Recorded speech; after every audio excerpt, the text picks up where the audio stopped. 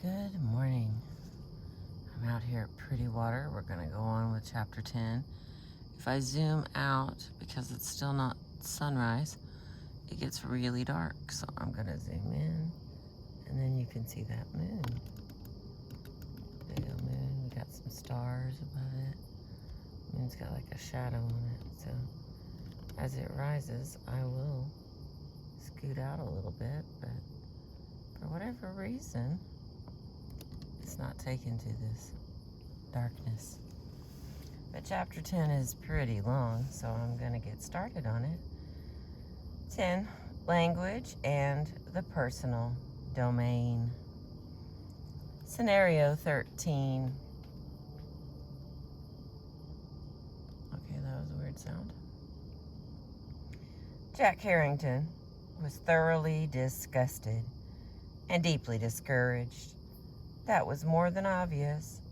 They had gone over the figures 3 times now, trying to explain why they were so high, but he wasn't buying it.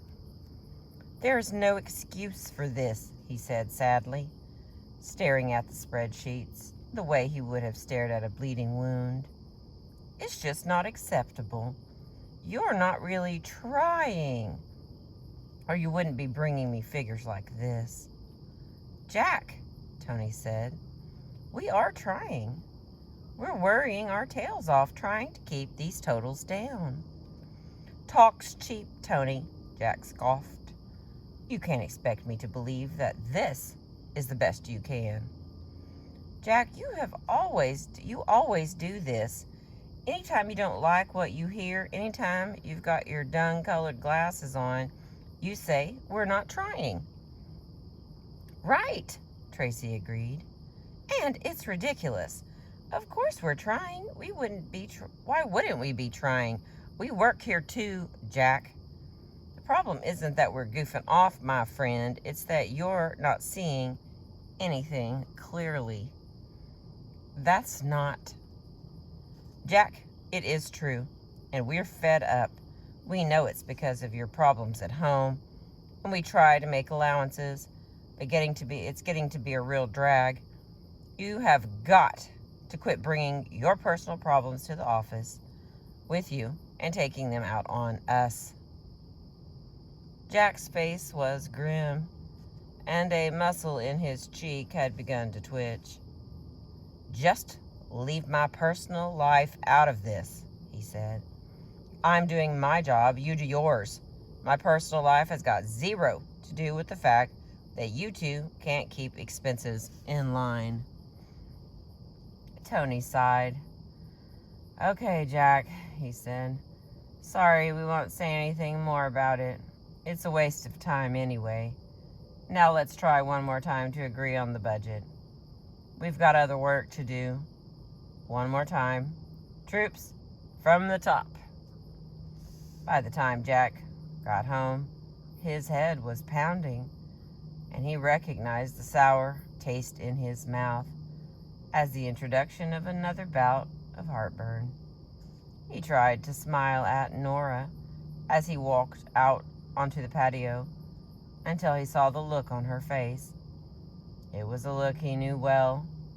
Last time he'd seen it, it had meant shelling out $750 for a new transmission in the station wagon. It was just too much. He had put up with garbage all day long at Meta Mega. Nobody would listen to him when he tried to talk to them. The drive home had been bumper to bumper at 20 miles an hour all the way home.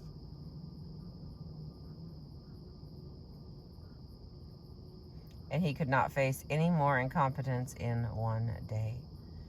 "Damn it, Nora," he said. "Now, what's the matter?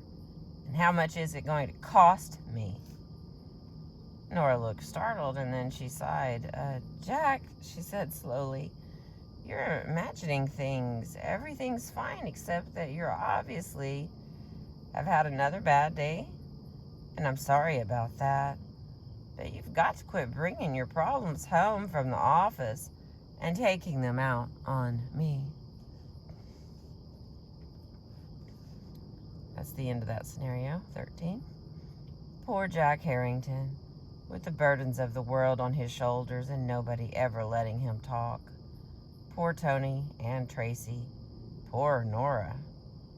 We have a linguistic waste dump here, fermenting away, percolating in the emotional heat, getting nastier and nastier all the time, and very familiar.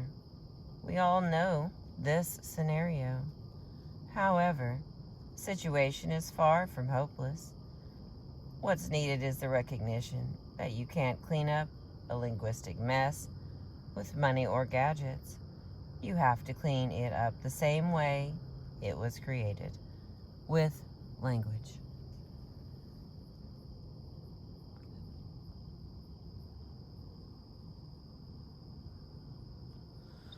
I know it's kind of dark, but I still think it's pretty.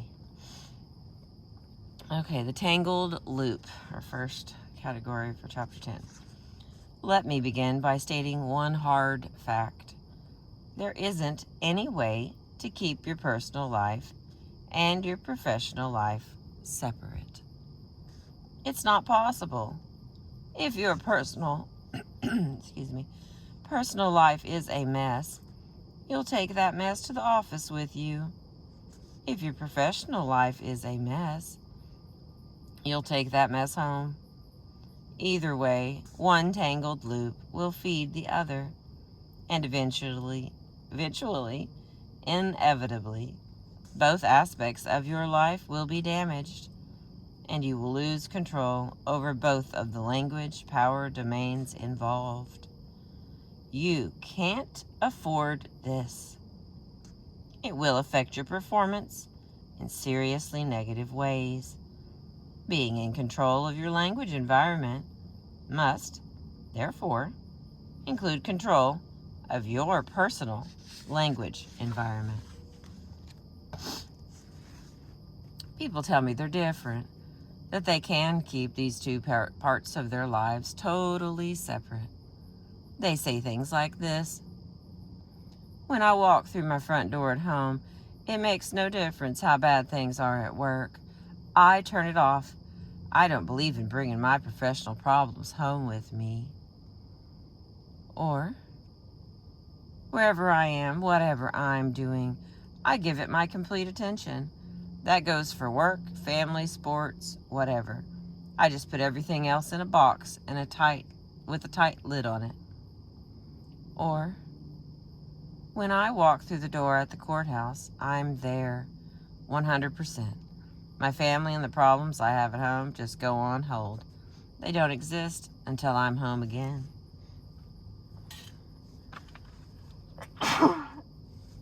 Excuse me. Fall allergies. Sorry. I have a hair problem. Okay. What these people mean is that they have sufficient self-discipline, sufficient iron control to sort their words into tight compartments. When they're talking to their spouse about the bills, they don't bring up the struggle they're having with the Henderson case. When they're working on the Henderson case, they don't say anything about the struggles they're having with their teenage sons. They pride themselves on this system of self-censorship, and they will insist that it works. They're wrong, very wrong, in two important ways. First, it doesn't work because no matter how carefully you choose your words, your body language will always betray you. People will know that something is wrong and that you're keeping a tight lid on it, even if they can't identify the problem in specific terms. Second, it doesn't work because it creates intolerable tension and stress, which is a sure and certain road to self-destruction. We're talking asthma and heart attacks and migraine and ulcers and depression and fatigue and burnout and misery here. Don't delude yourself. You are no exception to this rule. It is no accident that men who until recently had almost the total lock on this practice, are the ones who die first. It's no accident that women professionals are beginning to demonstrate the same patterns as they move into roles formerly reserved for males. But you do not have to shrug your shoulders, say, "That's life, that's just the way it is," and head on down the road to your early heart attack. There is, fortunately, a better way. Stay with me, please. There's another group of people who use their personal life as a dump for all the problems of their professional life. The moment they go through their front doors, they begin a detailed recital of every difficulty or triumph they've encountered during their working day, and this continues through the evening meal and right on till bedtime. It makes no difference whether you run into them on the golf course on a Saturday morning or meet them at a restaurant for Sunday dinner. The only topic of conversation they possess is their work. No matter what subject you bring up, they say, "Oh, that reminds me." And they talk about their work. If you were floating down a river with them on a raft in a hurricane, they'd tell you it reminded them of something at work. The opposite pattern,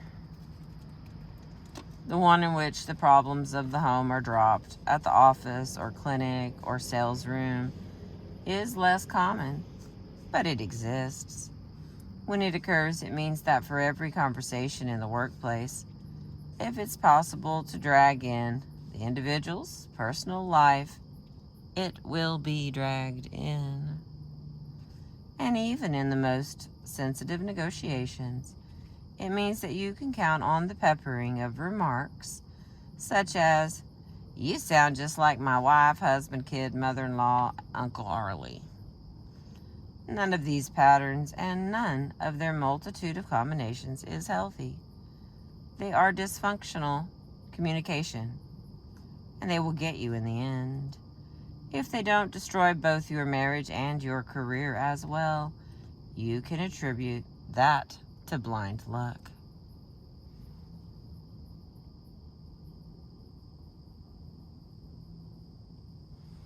Another adjustment. What you need is balance. You cannot carry everything that happens in your life, good or bad, on your own shoulders. You have a support system of other human beings with whom you can share both your problems and your joys. On the other hand, you cannot treat other people as if they were public utilities, animated dumpsters for the deposit of your semantic waste. Let's talk about how that balance can be achieved.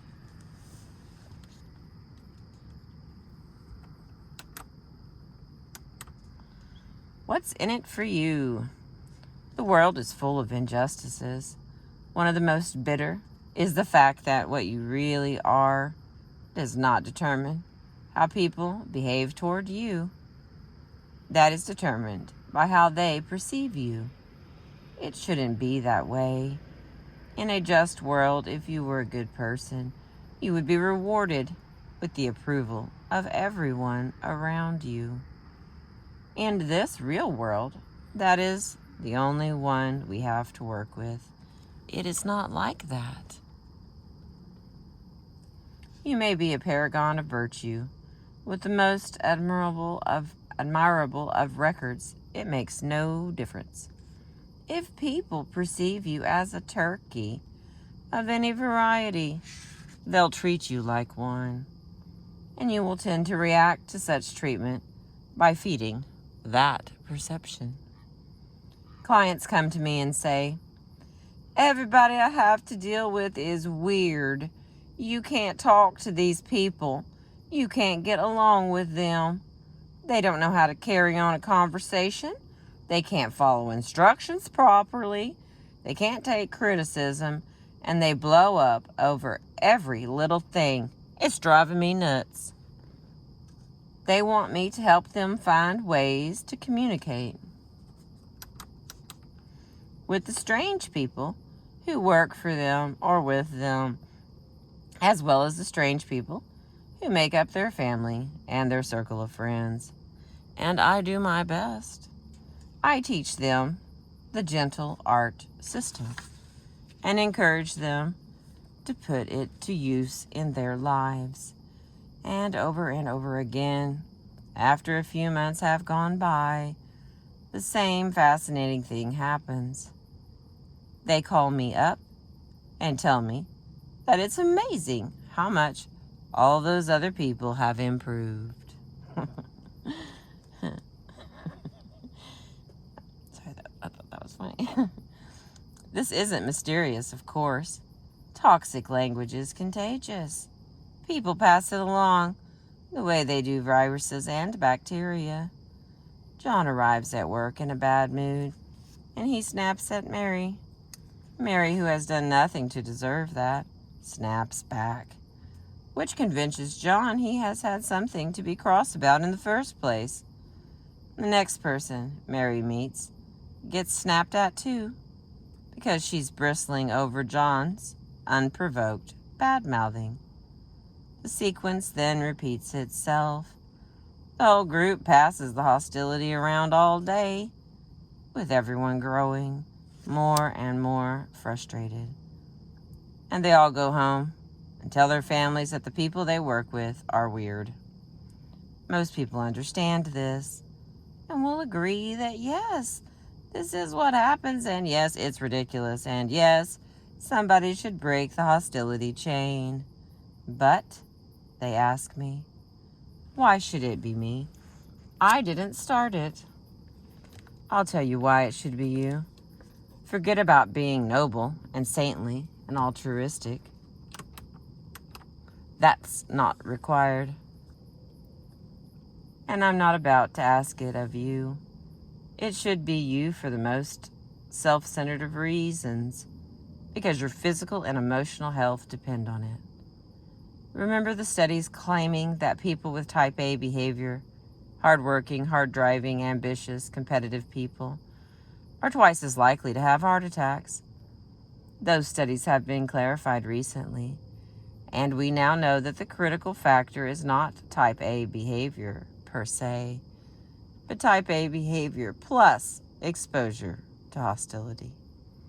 You can be as hard-driving and ambitious and competitive as you like, with no more risk of heart disease than the most placid and unambitious person you know, provided you are not involved in hostile interactions. The combination of type A behavior and hostility is a killer. Then there's the fact that for both type A people and other people with high blood pressure, significant evidence exists that the more time you spend saying I and me and my, the more you are at risk for coronary catastrophe. Finally, we can throw in the tight link that is known to exist between depression and heart disease. If you're miserable, you're in danger, especially if you spend a lot of your time complaining about your problems. Psychology Today, Minding Your Health column for September of 1988 summed it up very nicely. Here are the relevant brief quotations. Excuse me. Hurried and hostile people, the classic type A's, may not always be heart patients in the making. The real danger may arise only among those who frequently face situations with a lot of interpersonal conflict. The next one. Researchers have found that self-involved people, whose favorite topic of conversation is themselves, tend to get more than their share of heart problems. And last one. Depression turned out to be a better predictor of future heart problems than a number of other coronary risk factors, such as the severity of artery damage, high cholesterol levels, and cigarette smoking. Stress is a hazard to your health, no question about it, and those who are most gravely endangered by stress are people involved in dysfunctional language behavior, both their own and that of the people around them. You think you thrive on stress and do your best work in the linguistic equivalent of a combat zone? You never feel so much as a twinge? According to the New England Journal of Medicine for April 21st of 1988, most ischemic events produce no symptoms. That is, the fact that you aren't having any chest pain tells you little or nothing about your heart's reaction to stress. And even conditions that are unmistakably painful won't announce themselves until they're significantly far along in their development. It is, therefore, well worth it to you, as a matter of your own personal self-interest, to clean up your language environment and get the linguistic toxins out of it. This is more important than anything else you can do in the way of preventative health care. We made it to page 209. Thank you for being with me this morning. That was part 1 of chapter 10 from the book, Success with the Gentle Art of Verbal Self-Defense by Suzette Haden Elgin. Thank you for listening. I appreciate you.